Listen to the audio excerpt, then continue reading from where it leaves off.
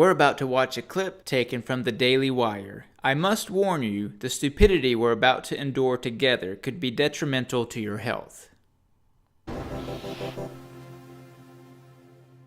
Everybody's got to serve somebody, and so the environmentalists have the original sin of pollution, and they have the sacrament of they sell indulgences in the form of those carbon tax credits, don't they? There, in certain versions of intersectionality, there's the original sin of privilege.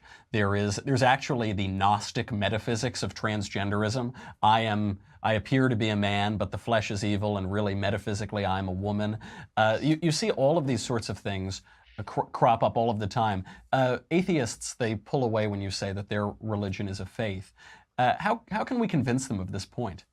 What is Michael Knowles going on about here? What does anything he said have to do with people who lack belief in God? What does privilege, transgender issues, and environmentalists have to do with atheism? The answer is absolutely nothing. He's either confusing or conflating atheism with liberalism. So either Michael Knowles is ignorant or he's dishonest. So Michael, are you a liar or just stupid? And how does not having faith make you have faith?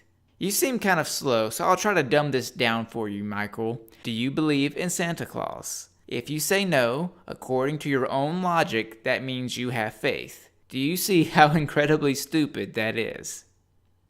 Well, a faith is just believing something that you can't mathematically prove. You cannot mathematically, or philosophically for that matter, prove that God exists. So believing in him takes faith, whereas not believing in him takes no faith. Let me ask you, do you believe in Thor or Odin? If not, according to your own idiotic logic, you have faith. That's all faith is, and atheists take so many things on faith. They believe that everything came from nothing. And of course, Anthony DeStefano strawmans not the atheist position, but the cosmological evolutionist position. So, let me correct you. For all intents and purposes, for the rest of this video, I will use the term atheist as not only a person who lacks belief in God or gods, but as a person who also accepts the scientific consensus on the Big Bang Theory and biological evolution. Having said that, no atheist believes the universe came out of nothing. To the best of my knowledge, there isn't a single astrophysicist, cosmologist, or really just any well-respected scientist or field of science that states the universe came out of nothing. It would behoove you to read a book other than that one book where God commands Moses to kill all the men except for the pretty girls so they could be kept as sex slaves. Well, you can't prove that scientifically. They believe that this amazing universe of ours of incomparable beauty, harmony, and order came about by itself. That's faith. They're trapped into this whole materialist worldview where everything has to do with atoms and molecules. You know, all our hopes and dreams and desires, all our art and culture and history, all our deepest desire for everything that's good and beautiful and true. All that to them is just due to the random movement of molecules. That's not science. That's faith. What's more, that's an irrational faith. That's the basis for all superstition.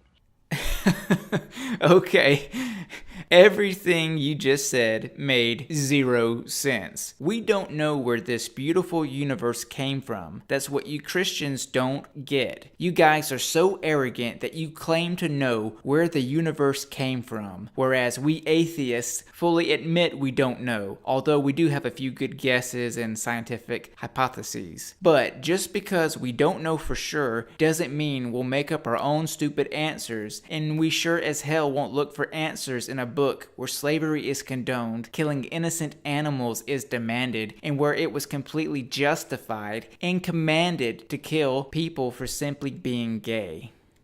So they have a faith. They must be called out on this point because this faith that they have has been responsible for more bloodshed and carnage than any system of beliefs the world has ever known. I've made videos on many religious people that were mostly just incorrect, and maybe one or two people that were just plain stupid. But this man, Anthony DeStefano, is hands down the stupidest apologist I've ever made a video on. And the host, Michael Knowles, is apparently just as stupid because he's not calling him out on any of his bullshit. He's actually agreeing with him. Can someone point me to this supposed data where war and genocide was done in the name of lacking belief in gods? And apparently not only one war that was done in the name of lacking belief in God, but apparently most of them? Jesus Christ, how stupid.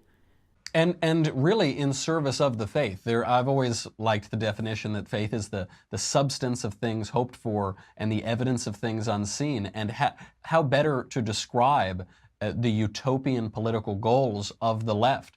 The idea that, yeah, you got to crack some eggs to make an omelet. We're just going to kill a few more million people, but then we'll have world peace. Then we'll have prosperity. Then we'll have equality or tolerance or whatever you say about this.